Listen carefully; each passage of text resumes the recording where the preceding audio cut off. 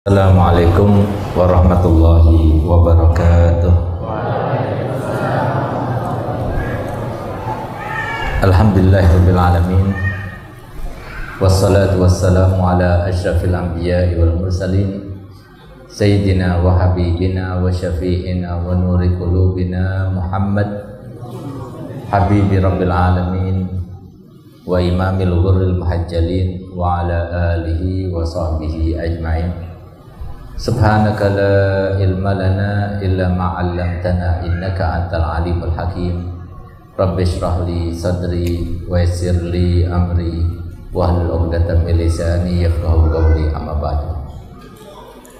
Yang sama-sama kita muliakan, kita hormati dan kita cintai para habaib anak cucu Nabi kita Muhammad sallallahu alaihi wasallam, yang keberadaan mereka di antara kita menjadi kita tahu bahwasanya masih ada mukjizatnya Nabi yang masih bisa kita rasakan dan kita sentuh sekarang ini.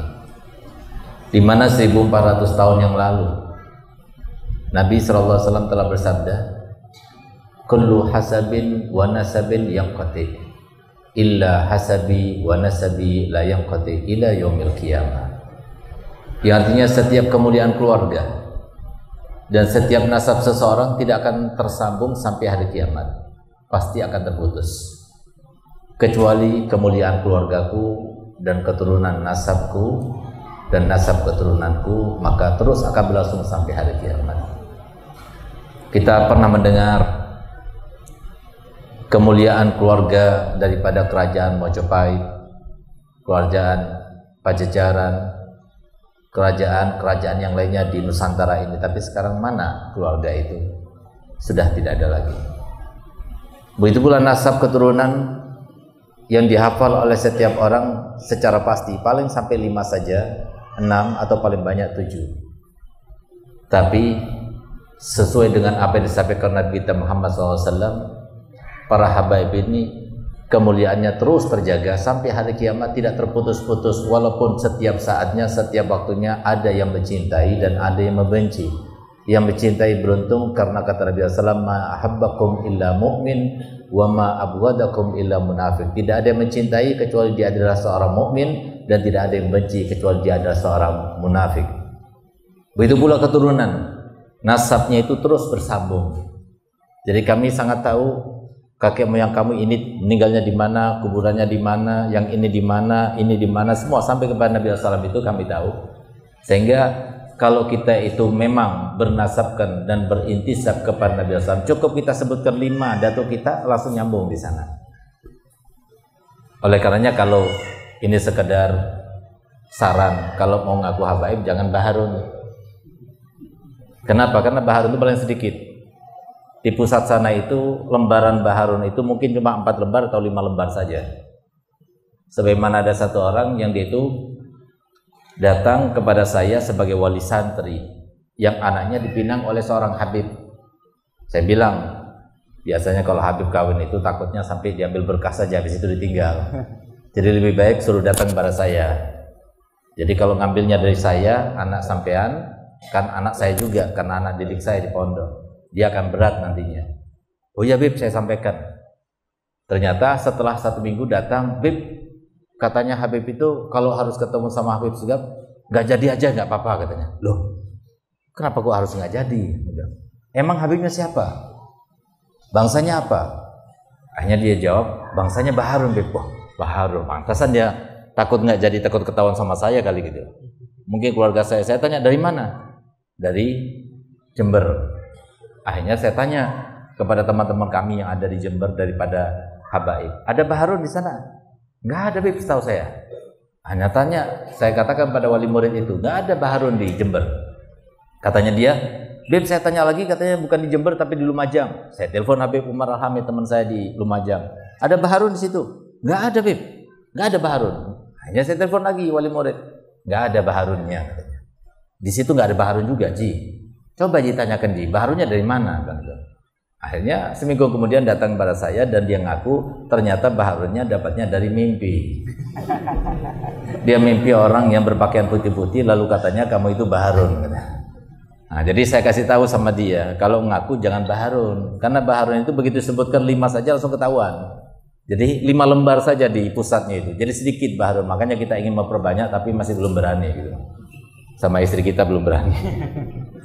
Nah, jadi itulah habaib. Jadi seperti yang disampaikan Nabi Muhammad SAW. Alhamdulillah, semoga kita termasuk mencintai mereka. Dengan mencintai mereka, kata Imam Ibn Hajar, siapa saja yang mencintai para habaib, maka dia itu akan mendapatkan 3 hal di dunia.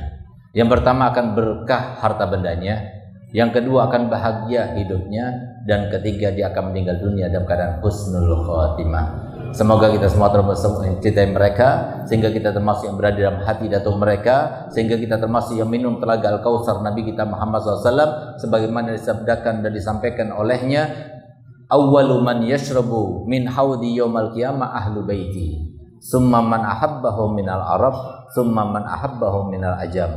Pertama kali yang akan meminum daripada telaga Al-Kautsarku adalah keluargaku, keturunanku.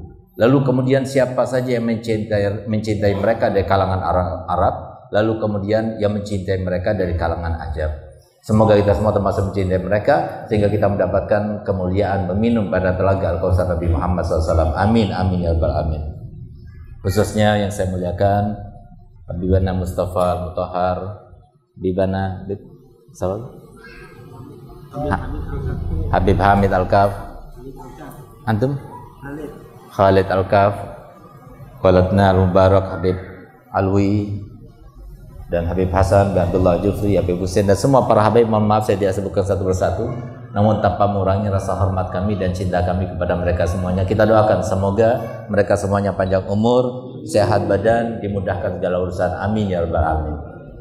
Yang sama-sama kita muliakan, kita hormati dan kita cintai para alim ulama, para asatidzah, para dai, para ustadz, khususnya Sahibul Ma'had, Ketua Yayasan Al-Hajj Zakaria, beserta Ibu Haji dan keluarga besarnya, dan tidak lupa kepada Mudul Ma'had, Al-Walad Al-Mubarak, Al-Najib, Al-Ustadz Fadlullah, Barakallahu fi wa fi ilmi wa fi amali wa fi usrati wa fi sa'i.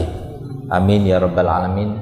Dan semua para dewan guru yang mengajar di pondok pesantren ini maupun yang di luar sana, tidak lupa kepada semua para alumni yang menyempatkan hadir di tempat ini, saudara-saudara kami, anak-anak Abuya Habib Hasan dan anak-anak Abuya Habib Zain, Habib Syafi'i, dan semuanya yang hadir dan hadirat rahimakumullah.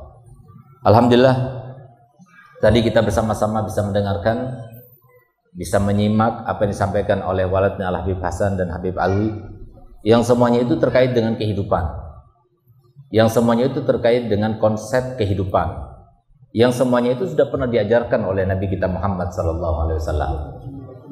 Sebenarnya kehidupan ini sangat simpel, sangat mudah untuk dijalani, sangat mudah. Cuma yang bikin sulit itu, yang bikin tidak jelas itu, yang bikin orang itu jadi tidak mendapatkan jalan yang benar. Bukan semuanya yang mendapatkan jalan yang benar, itu adalah adanya setan, adanya hawa dan nafsu, dan adanya cinta dunia. Itu yang membutakan mereka, sehingga kemudian banyak di antara kita yang salah, sehingga kemudian banyak di antara mereka yang mengira dengan jalan yang mereka tempuh itu adalah yang terbaik. Ternyata setelah itu, sebagaimana disebutkan dalam surat Al-Kahfi, mereka banyak di antara mereka yang tergoda dengan apa yang mereka kira bahwasanya ini adalah jalan yang terbaik, sehingga mereka itu menitinya dari mulai sekolah dasar, sekolah SMP, sekolah SMA, semua sampai S1-nya, sampai dia itu berdikari, sampai dia itu berniaga dan sebagainya, sampai menjadi orang kaya, sampai menjadi seorang pejabat dan sebagainya.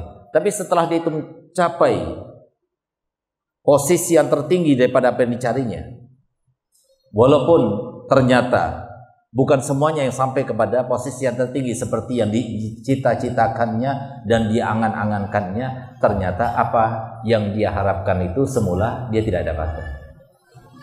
Itu yang terjadi sekarang ini. Sehingga di dalam Al-Quran itu telah disebutkan sebab musabab kenapa Qabil kemudian tidak ada satu pembunuhan pun yang terjadi di dunia, kecuali pasti dia akan mendapatkan andilnya dan mendapatkan dosanya, karena dia itu pertama kali membunuh manusia, yaitu saudaranya sendiri, Sayyidina Habil, putra daripada Sayyidina Adam alaihissalam. Kenapa kaumnya Nabi Syis dilaknat oleh Allah Ta'ala? Kenapa kaumnya Nabi Nuh, kaumnya Nabi Ibrahim, kaumnya Nabi Musa, kaumnya Nabi Isa, dan semua para umat-umat yang dahulu itu, banyak di antara mereka itu yang kemudian diazab oleh Allah Ta'ala, diberikan siksa oleh Allah Ta'ala, bahkan banyak dikutuk oleh Allah Ta'ala dan dirubah wujudnya dari manusia kemudian menjadi binatang dengan berbagai macam cobaan-cobaan yang tidak pernah terjadi di zaman kita. Alhamdulillah berkat Nabi kita Muhammad SAW. Ini semuanya itu adalah sebuah kenyataan hidup yang nyata, yang sudah dipertontonkan di dalam Al-Quran dengan jelas, supaya menjadi peringatan untuk kita semuanya. Kita mau ikut siapa? Apa yang menyebabkan mereka itu semuanya itu sampai kemudian dikutuk oleh Allah Ta'ala, sampai diazab, sampai diuji, sampai dicoba oleh Allah Ta'ala? Tidak ada lain karena satu konsep yang mereka gunakan. Apa itu? Konsep keraguan dan tidak kepastian. Dan ini yang banyak dilakukan, ini yang banyak dikaji, ini yang banyak dicoba, ini yang banyak diteliti. Kemudian coba-cobanya kalau nggak pakai uang nggak jadi masalah. Ini coba-cobanya pakai uang. Mau menerapkan satu konsep pemerintah, maka harus dengan uang yang banyak dilimpahkan. Seperti kemarin, ternyata ada sebuah hacker atau seorang hacker yang mengacaukan Indonesia semuanya sampai menjadi isu nasional. Wah, akhirnya mereka semuanya sibuk mencari bagaimana caranya supaya pertahanan pemerintahan kita itu menjadi kuat. Dicoba begini, coba begitu dan sebagainya, dibuat penelitian dan sebagainya. Akhirnya dinaikkan anggarannya, begitu naik anggarannya hilang si fulan itu. Masih tetap yang semacam itu terus akan dicoba oleh manusia, padahal Nabi Muhammad sudah jelaskan kepada kita semuanya. Ada jalan yang pasti, ada jalan yang kalau kita tapaki pasti kita akan bahagia, pasti kita aman, pasti kita sentosa, pasti kita sejahtera. Tapi subhanallah, jalan-jalan kepastian itu yang disampaikan oleh para nabi dan para rasul, yang disampaikan juga oleh Nabi Muhammad dan kemudian oleh para penerusnya, itu para ulama sampai sekarang ini, ternyata pengikutnya itu dari dulu sampai sekarang itu gak sedikit. Oleh karena itu ada sebuah pertanyaan yang mungkin kita bawa ke rumah masing-masing untuk kita terapkan dan kita simak serta kemudian kita praktekkan bagaimana sebenarnya hasilnya. Apa itu? Setiap orang pasti ingin bahagia hidupnya dengan berbagai macam job yang mereka jalani. Setiap orang pengen aman hidupnya. Setiap orang ingin sehat badannya. Setiap orang ingin semua cita-citanya terlaksana. Semua manusia muslim yang non muslim semuanya seperti itu. Pertanyaannya adalah, siapa di antara mereka yang mendapatkan itu semuanya di dunia sebelum di akhirat? Kita jawab, misalnya para pejabat, terutama Bapak Presiden misalnya. Apakah iya? Ternyata tidak. Karena seperti presiden saja, selevel Bapak Presiden saja, itu per 5 tahun itu harus berjuang lagi. Setelah 2 periode tidak bisa lagi dia itu mencalonkan. Berarti apa? Ada waktu-waktunya dia itu lengser. Orang kaya, berapa banyak karena corona 2 tahun kemarin itu orang kaya kemarin sekarang sudah bukan orang kaya lagi. Bahkan subhanallah, corona kemarin yang terjadi itu telah menyisahkan untuk kita sebuah kenangan yang bisa dengan kenangan itu memastikan kepada kita bahwasanya semua yang disampaikan Nabi Muhammad benar. Apa itu? Ketika terjadi corona 2 tahun itu dan sampai sekarang masih ada sisanya, ternyata orang yang kaya raya, orang yang punya uang, para pengusaha, para konglomerat itu terbagi menjadi 3 bagian, 3 golongan. Di antara mereka ada yang bangkrut dan itu banyak. Gulung tikar banyak, pengusaha hotel gulung tikar, pengusaha jasa sudah nggak dipakai lagi. Travel sudah nggak ada lagi pada waktu itu, banyak yang gulung tikar. Bahkan banyak hotel, bahkan disebutkan itu di Bali saja kemarin kita berdakwah di Bali, itu sekitar 800 hotel di Denpasar saja itu dijual. Dalam rangka waktu cuma 2 tahun saja. Kemudian di antara golongan orang kaya tersebut ada yang stagnan. Masih tetap. Asetnya masih tetap. Nggak berkurang, nggak bertambah. Ternyata itu sangat sedikit jumlahnya. Dan ada di antara mereka, orang kaya itu, para pengusaha itu, yang justru dengan adanya corona itu bertambah hartanya. Asetnya bertambah. Dan itu juga sedikit.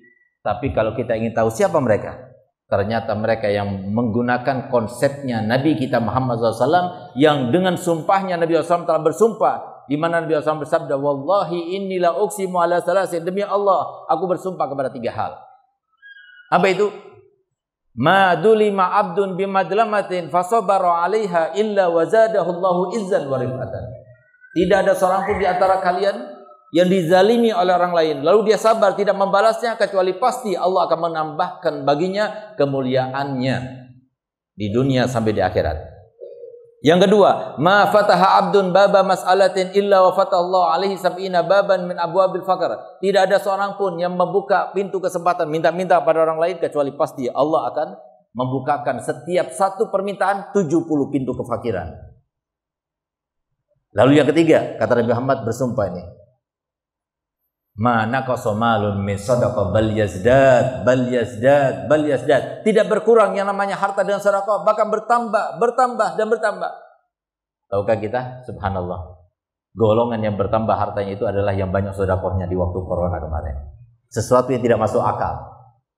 Di saat corona nggak ada pemasukan, tapi justru ada pengeluaran. Tapi justru saat pengeluaran itu terus dikeluarkan karena dia yakin kepada Allah dan Rasulnya, justru yang kembali kepadanya lebih banyak daripada tahun-tahun sebelumnya.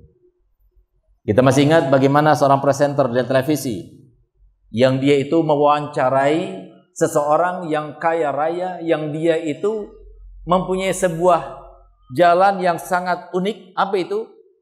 Dia membuka restoran gratis. Ketika sebelum corona dia punya 14 rumah makan gratis, tapi setelah corona justru berlipat-lipat sampai jadi 50 restoran gratis. Ini sebuah kenyataan yang ternyata kita ini ditutupi, dibohongi, dibunguli sama si kurang ajar itu, si setan itu. Kenapa kita dibunguli? Karena kita gak punya konsep. Beda dengan mereka yang sampai sekarang tetap kemuliaannya tambah tinggi, tambah tinggi, tambah tinggi. Nggak ada lengsernya, nggak ada. Tambah tua, tambah tinggi kemuliaannya. Tambah berdekati kematian, tambah tinggi kemuliaannya. Dan puncak kemuliaannya, ketika dia meninggal dunia, banyak yang menangis. Ketika dia meninggal dunia, banyak yang mengantarkan. Ketika meninggal dunia, maka semua orang menyesal karena tidak pernah atau tidak sempat berdekatan kepadanya. Dan setelah meninggal dunia, kuburannya tetap diziarahi. Bahkan setelah meninggalnya tetap dihauli sepanjang masa. Siapa dia? Pejabat? Orang kaya? Atau siapa? Tahukah Anda siapa? Siapa mereka?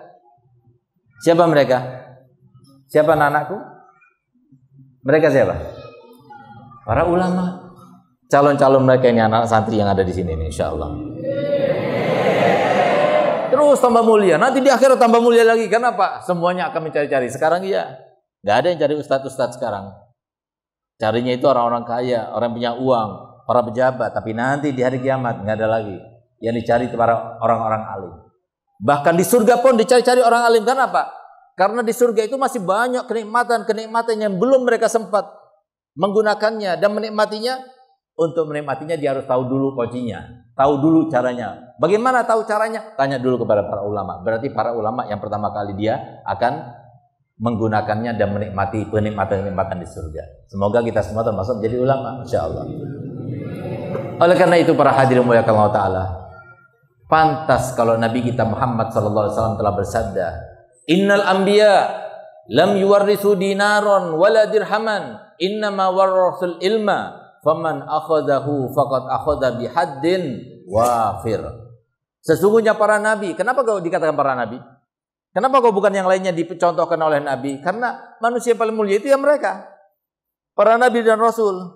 Manusia ada kaitan dengan Allah. Yang selalu ada hubungan dengan Allah itulah. Setiap waktu, sepanjang masa, sampai akhir kiamat. Mereka yang paling mulia di muka bumi ini adalah orang yang selalu identik dengan Allah. Selalu ada hubungan dengan Allah. Yang menjadi hamba dan berbakti kepada Allah. Serta melayani Allah, dialah orang yang paling mulia sepanjang masa. Sehingga kata Nabi Muhammad, mereka orang-orang yang mulia, para nabi dan para rasul, mereka tidak pernah mewariskan harta benda dunia. Sehingga apa? Kalau seumpama kita mendapatkan harta benda dunia, jangan kita menyangka bahwasanya apa yang kita dapatkan adalah merupakan sebuah kemuliaan yang Allah berikan kepada kita. Belum tentu. Yang namanya Qarun itu telah diberikan ke harta benda itu dengan harta yang banyak melimpah. Bahkan awalnya itu adalah seseorang yang biasa. Oleh karenanya kita harus paham. Enggak ada satupun di antara kita di masjid ini kecuali semuanya diberikan modal yang sama oleh Allah Ta'ala. Kalau enggak, berarti Allah Ta'ala enggak adil. Bagaimana Allah Ta'ala kemudian membedakan ciptaannya di antara kita? Ada yang ganteng, ada yang biasa. Ada yang jelek, ada yang putih, ada yang hitam. Ada yang bopeng, ada yang jerawatan, ada yang indah dan sebagainya. Kenapa Allah ciptakan seperti itu? Apakah berarti Allah Ta'ala tidak adil? Tidak, Allah Ta'ala adil. Karena Allah Ta'ala menciptakan semua makhluknya itu dengan satu konsep. Apa itu? Setiap makhluknya, setiap ciptaannya, setiap ketentuannya, setiap keadaan yang mengiringnya, itu selalu dengan konsep yang sama, yaitu ada kelebihan dan ada kekurangannya. Semuanya. Sehingga apa? Sehingga kalau kita diberikan harta, pasti ada kekurangannya. Kalau kita diberikan ilmu, maka pasti ada kekurangannya. Sehingga yang tahu, yang pintar, yang cerdas adalah yang bisa menutupi kekurangannya dengan kelebihannya, dan dia bisa mempertahankan kelebihannya. Itulah orang yang cerdas. Siapa mereka? Mereka dekat kepada Nabi Muhammad, mereka dekat pada ulama Nabi Muhammad. Mereka lah yang bisa membedakan dan bisa menutupi kekurangan daripada kelebihannya. Apa kelebihannya ulama? Apa kelebihannya orang kaya? Apa kelebihannya pejabat? Semuanya ada kelebihannya. Kelebihannya orang kaya, dengan kekayaannya dia bisa menyenangkan Nabi Muhammad. Apakah kita kira bahwasanya Haji Zakaria yang Allah berikan secara cuma-cuma, bukan karena usahanya, bukan karena upayanya. Karena Nabi Muhammad telah bersabda, la haula wala quwata illa billah, enggak ada usaha, enggak ada upaya kecuali Allah yang berikan. Hanya semata-mata Allah yang berikan. Kalau seumpama bukan Allah yang berikan, hanya Haji Zakaria yang berusaha. Kenapa? Di Sampit ini cuma Haji Zakaria. Kenapa enggak banyak seperti Haji Zakaria? Kenapa anak-anaknya, keturunannya, saudaranya semuanya enggak ada yang persis seperti beliau? Kenapa? Ini menandakan Allah yang mengatur semuanya. Allah yang memberikan semuanya. Tapi Allah menggunakan, Allah memberikan taufik dan hidayahnya karena dia tidak jauh daripada ulama, selalu dekat pada ulama, sampai dia mempunyai hidayah dan taufik memasukkan putranya Fadlullah di pondok pesantren. Sehingga apa? Terus dia sabar, padahal Fadlullah ini, Ustaz Fadlullah Mudir Ma'had ini termasuk murid yang paling manja. Kenapa yang paling manja? Karena beliau itu kena penyakit. Penyakitnya itu kalau nggak kena AC, dia pilek terus. Kalau ruangan AC nggak pilek, itu kan aneh itu. Sehingga apa? Terpaksa Haji Zakaria itu, karena dia harus ruangan ber-AC, dia harus nambah duitnya. Kenapa? Karena dia tahu diri. Kalau nggak nambah duitnya berarti nggak tahu diri. Ditambah, per bulannya ditambah untuk ke Habib Zain, sering bantu pondok dan sebagainya. Apakah semacam ini kemudian sia-sia? Dia telah menyiapkan anaknya, dikeluarkan, dia capek mencari uang, tapi digunakan untuk dipersiapkan. Fadlullah ini justru satu laki-lakinya ini dipersiapkan untuk menjadi seorang alim yang akan menggembirakan, membahagiakan Nabi Muhammad SAW. Apakah ini adalah sesuatu yang sia-sia dilakukan oleh Haji Zakaria sama Bu Haji Zakaria? Tidak sia-sia sama sekali. Kenapa? Saya yakin seperti yang dikatakan oleh saya punya abah. Beruntung kalian para ulama, beruntung kalian para ustadz, beruntung kalian para donatur, beruntung kalian para wali-wali santri yang punya anaknya sampai jadi ustadz. Kenapa? Karena kalian telah membuat suatu jalan, tahapan menggembirakan Nabi Muhammad SAW. Nabi Muhammad yang pernah bersabda dalam hadisnya, Ana khairu mukafi, aku ini adalah manusia yang paling pandai membalas jasa. Fa in ahsana ahadukum ila ahadin falam yukafihu fa ana ukafihu yaumal qiyamah. Kalau ada salah satu di antara kalian yang berbuat baik kepada orang lain, lalu orang lain itu tidak membalasnya untuk kalian, jangan khawatir, aku akan membalasnya untuk kalian kelak nanti di hari kiamat. Maka kata saya punya abah, apakah mereka kemudian para donatur, para ulama yang membantu perjuangan Nabi Muhammad tidak dibalas oleh Nabi Muhammad? Tidak, paling sedikit. Mereka yang mempunyai anak sampai berhasil jadi ustadz, jadi dai, yang sudah menyenangkan Nabi Muhammad SAW, begitu mereka meninggal disambut oleh Rasulullah, dipeluk oleh Rasulullah SAW. Waktu mereka meninggal dunia, hadir Nabi SAW. Kenapa? Untuk membalas jasanya. Gak mudah. Oleh karena bukan semuanya yang akan mendapatkan kemuliaan seperti itu. Kalau bukan karena beliau dekat kepada para ulama, dekat kepada para habaib, nggak bakal dia itu tersentuh. Berapa banyak orang kaya tapi punya anak nggak dimasukkan pondok pesantren? Berapa banyak orang kaya tapi dia punya anak tidak ada kepikiran untuk bikin pesantren seperti sekarang ini. Tanah diwakafkan dia sendiri yang membeli, bangunan dibangun dia sendiri dia gunakan. Ini adalah yang dikatakan malun robih, harta yang berguna. Tapi harus diingat, harta benda ini merupakan sesuatu yang sangat menjerumuskan, sesuai dengan apa yang disampaikan oleh Nabi, bahwasanya Allah menciptakan segala sesuatu ada kelebihan, ada kekurangannya. Kekurangannya apa? Orang kalau punya harta benda, biasanya dia itu sombongnya minta ampun.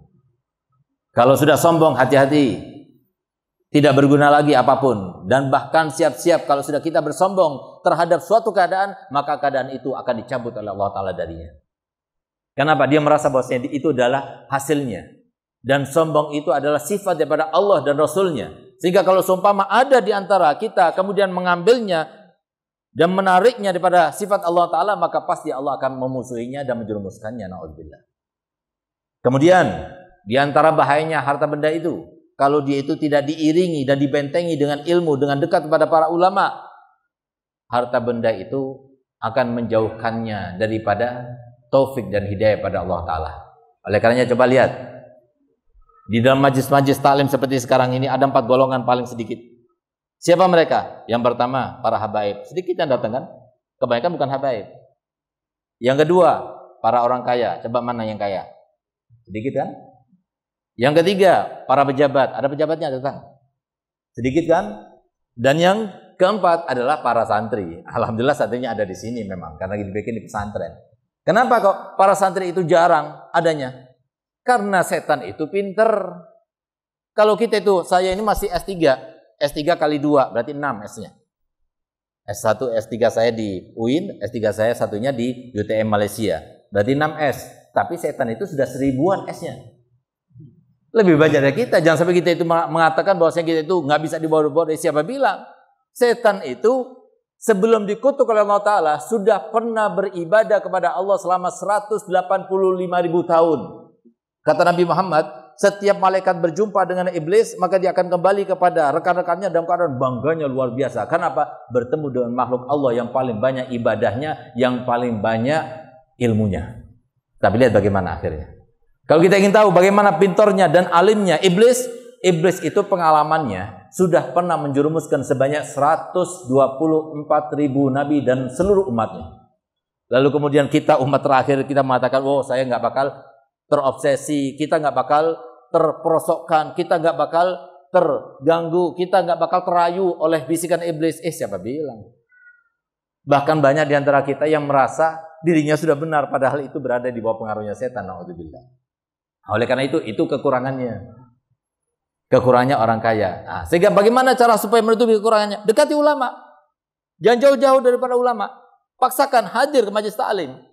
Insya Allah itu akan menutupi kekurangannya. Nah, itulah seperti yang disampaikan Nabi Muhammad SAW. Oleh karenanya, sebagaimana disampaikan oleh Habibana Hasan, sekarang ini kalau kita punya anak, nggak mungkin anak kita akan selamat seperti yang kita harapkan. Anak yang berbakti pada orang tuanya, yang berguna untuk keluarganya, berguna untuk nusa dan bahasanya, kecuali kalau melaksanakan 4M. Yang pertama, mondok. Nggak mau mondok, silahkan masukkan pendidikan formal, tapi siangnya masukkan madrasah diniyah yang ada di sekitar. Nggak mau juga, silahkan. Tapi jangan lupa, biarkan anak kita mengaji kepada guru ngaji. Baik itu guru ngaji kita datangkan ke rumah, atau biarkan anak kita itu pergi ke tempat guru ngaji untuk belajar pada mereka. Ini nggak bisa juga, silahkan. Masih ada satu pilihan lagi, tapi itu terakhir. Apa itu? Hadiri majelis taklim. Kalau kita bisa melaksanakan 4M, apa itu? Mondok, madin, mengaji, dan majelis. Maka kita akan selamat. Tapi kalau tidak melaksanakan 4M, jangan berharap anak kita akan selamat. Kenapa?